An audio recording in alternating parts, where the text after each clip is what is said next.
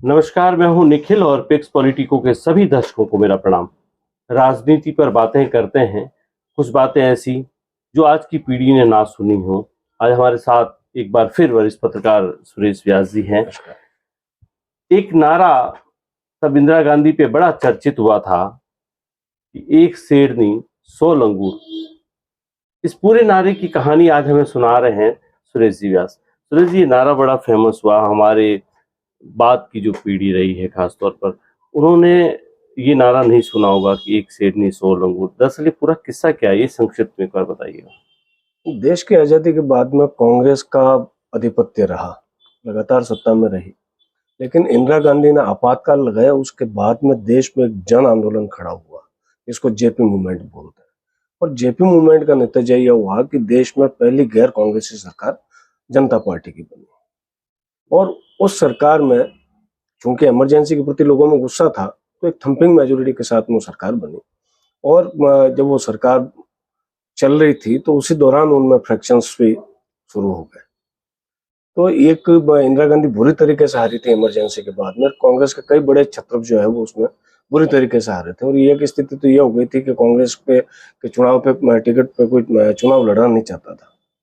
तो इस हार से जब हताशा पूरे कांग्रेस के अंदर फैल गई, उसी दौरान एक घटना होती है कि 1979 में एक उपचुनाव होता है।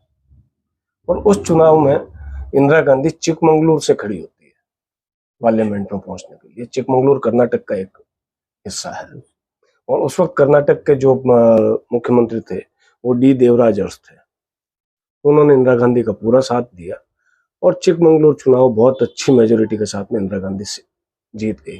वो जीतते कांग्रेस के लोगों में एक मनोबल आया और वो एक नारा दिया गया, एक शेरनी 100 लंगूर, चिकमंगलुरु भाई चिकमंगलुरु।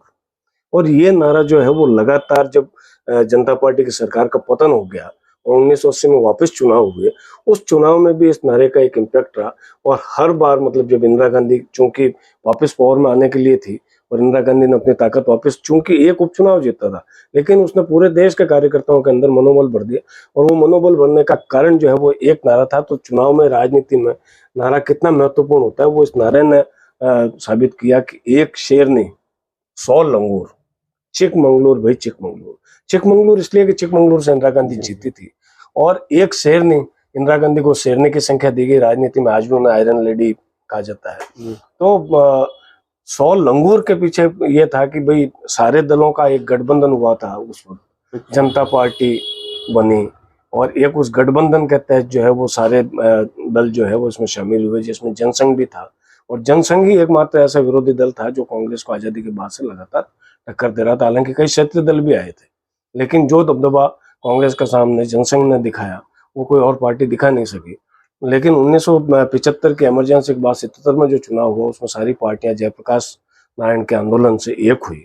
उन्होंने जनता पार्टी का गठन किया और जनता पार्टी के बैनर तले ये सरकार बनाई। और वापस जब इंदिरा गांधी आती है तो बहुत मजबूती के साथ आती है और उसमें इस नारे की बहुत महत्वपूर्ण भूमिका थी। तो तब से ये नारा चला था कि जी, जी। तो एक शेरनी और 100 लंगूर, चिकमंगलुरु भाई चिकमंगलुरु। देखिए, नारों की ऊपर एक राजनीति एक में चीज मैं और इसमें बताता हूँ कि देश भर के उत्साह की बात बता रहा हूँ मैं आपको। चूंकि कहाँ चिकमंगलुरु, कहाँ कर्नाटक, कहाँ जोधपुर, तो हम तो उस वक्त विद्यार्थी हुआ करते थे। इनफैक्ट ये कहें मैं तो स्कूल में ही था, लेकिन जिस स्कूल में पढ़ता था वहाँ बात, चूंकि जोधपुर शहर ऐसा है जो मिर्ची बड़ों का शहर है, इसको लोग कहते हैं यहाँ के खंडे और खमण खंडे दोनों प्रसिद्ध है। मतलब पत्थर और यहाँ जो खाने वाले खाने, लोग जो हाँ, खाने वाले जो है। तो उस वक्त जब इंदिरा गांधी जीती तो शहर के जितने बड़े मिठाई विक्रेता और वो थे, उन्होंने कंसेशनल रेट में मिठाई और नमकीन बेचे। और मैं जिस स्कूल में पढ़ता था उसके पास एक बड़ी दुकान थी, उसने तो वहाँ पे फ्री में, और चूंकि उस वक्त एक वो ट्रेंड था, एक दो डबल रोटी के बीच में, ब्रेड के बीच में मिर्ची बड़ा रख के उसको सैंडविच बनाने का। आज बॉम्बे का सैंडविच आज तो आम है, लेकिन उस वक्त सैंडविच वही हुआ करता था। तो हमने भी उस नारे के साथ में ये नारा भी सुना और वो मिर्ची बड़े का रसा स्वाद भी किया। जी, राजनीति के ऐसे ही रोचक किस्से और सुनाऊंगा आपको। बने रहिएगा पिक्स पॉलिटिको के साथ। धन्यवाद।